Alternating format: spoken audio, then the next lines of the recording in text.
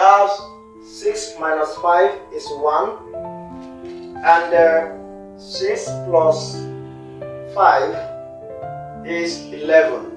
11 times 1 is equals to 11. This answer is not correct.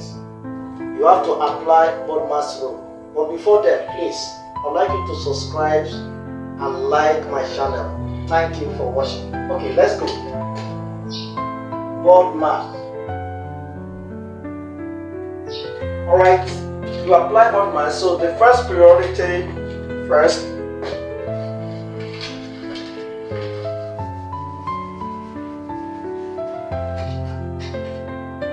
Here the first priority is the bracket. So we start from the bracket. We're going to have 6 plus 5 is 11.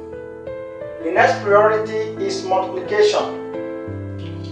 Then we're going to have 5 times 11. And we'll be having 55. Okay? Finally, the last priority here is subtraction. You have 6 minus 55. At the end, you are going to have minus 49. And this becomes the correct and the final answer. Minus 49 is the correct answer. Thank you.